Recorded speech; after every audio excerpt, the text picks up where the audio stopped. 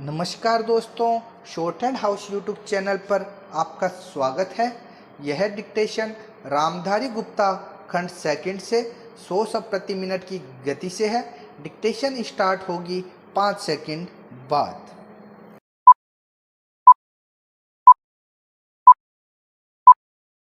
Start. महोदय, बहुत पहले से ही महिलाओं को अपने अधीन रखकर पुरुष प्रधान भारतीय समाज ने उनके विकास के द्वार बंद कर रखे हैं। प्राचीन भारत में सामाजिक राजनीतिक बदलाव के साथ साथ महिलाओं की स्थिति में भी बदलाव आता रहा है।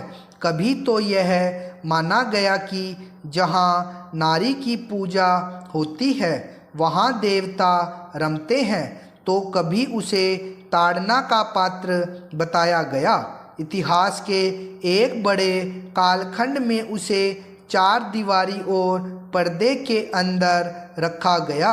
इसके बावजूद जब भी नारी को पर्दे से बाहर आकर दुनिया को देखने व समझने का अवसर दिया गया, उसने अपनी क्षमता, योग्यता और प्रतिभा का भरपूर प्रदर्शन किया।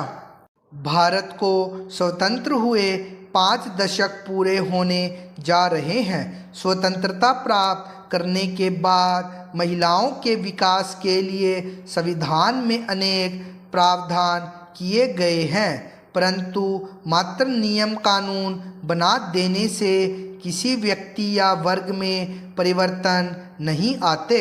इसके लिए व्यवहार और अमल की भी आवश्यकता है, किंतु भारतीय महिलाओं के लिए इसका प्रयोग नहीं किया गया।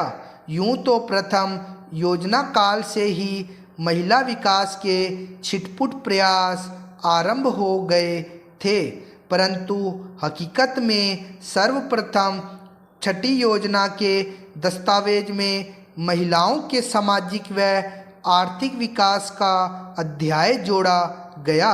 इसके बाद से महिला विकास की योजनाएं निरंतर क्रियाशील रही, फिर भी भारतीय महिलाओं की स्थिति में अपेक्षित परिवर्तन नहीं लाया जा सका है।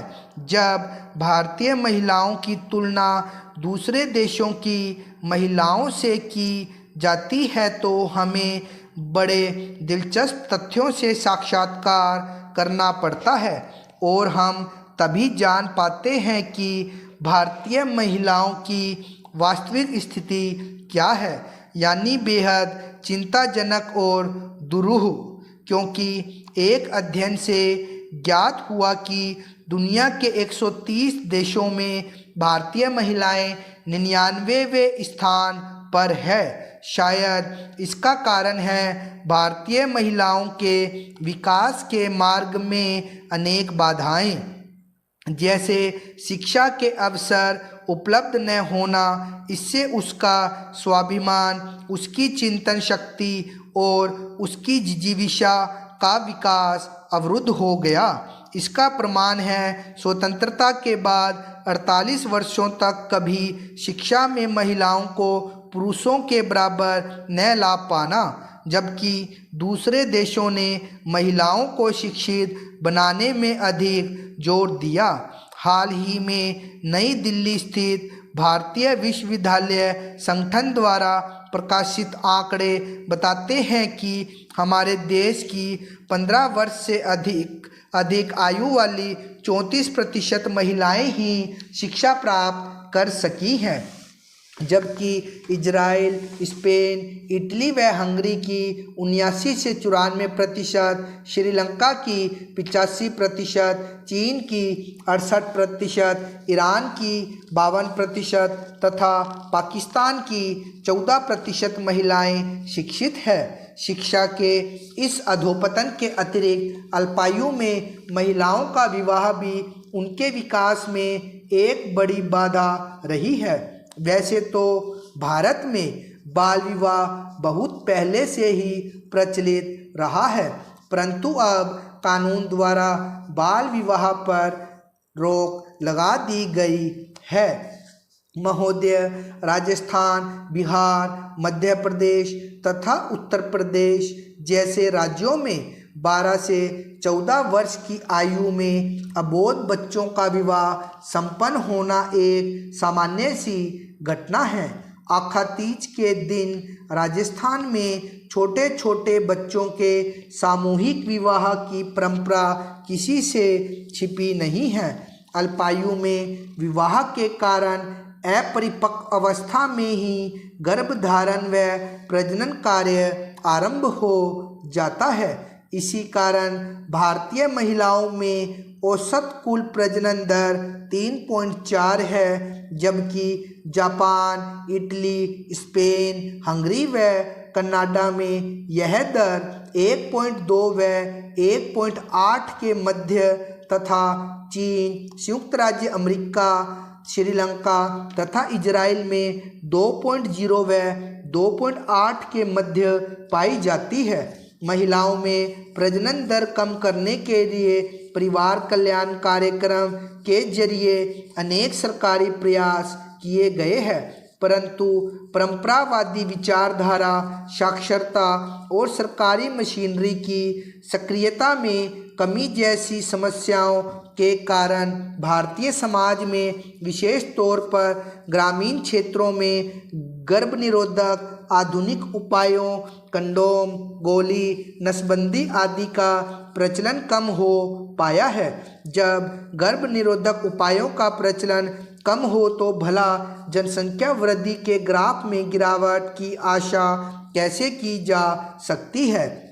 1990 से 2000 के उपलब्ध आंकड़ों के अनुसार 36% भारतीय महिलाओं में गर्भ निरोधक आधुनिक उपाय प्रचलित है, जबकि पाकिस्तान को छोड़कर अमेरिका, कनाडा, हंगरी, जापान, चीन, श्रीलंका तथा ईरान की महिलाओं में अधिक है। एक अनुमान के अनुसार विवाहित भारतीय महिलाओं के प्रजनन काल का 80% समय बच्चों को जन्म देने व उनको स्तनपान कराने में ही व्यतीत हो जाता है। यह गर्भ निरोधक आधुनिक उपायों के कम प्रचलित होने का ही दुष्परिणाम है। अल्पायु में विवाह तथा गर्भ निरोधक महिलाओं के स्वास्थ्य पर बहुत बुरा प्रभाव डालते हैं तथा प्रसव के समय प्रशिक्षित स्वास्थ्य कर्मियों की सेवाएं उपलब्ध न हो पाने के कारण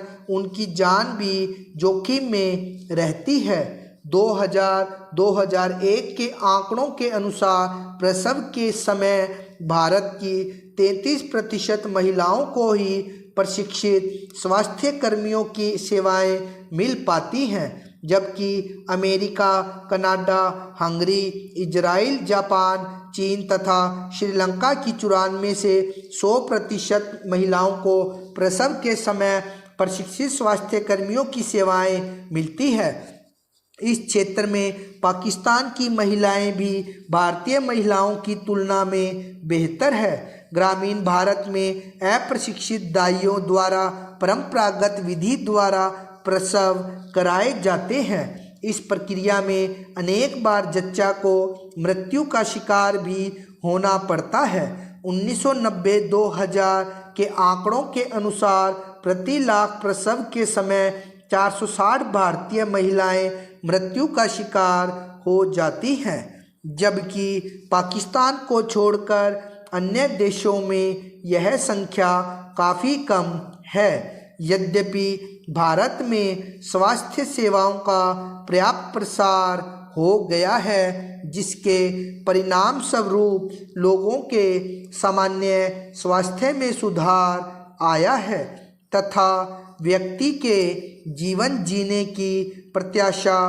बढ़ी है, परंतु वर्तमान मृत्यु दर पर भारतीय बालिका के जीवन जीने की प्रत्याशा 57 वर्ष की है। महोदय, मैं यहाँ यह भी कहना चाहूँगा कि स्थिरता का अर्थ गलती से जड़ता नहीं समझ लिया जाना चाहिए। सुधारों के मूल में यह बात समझनी होती है कि परिवर्तन आवश्यक है। भारत में स्वतंत्रता प्राप्ति के बाद से हम जिन आर्थिक, नीतियों पर चले, उनसे हम विकास के एक ऐसे सोपान पर पहुंच गए कि जिससे 2001 तक हमारा काम अच्छी तरह चलता रहा।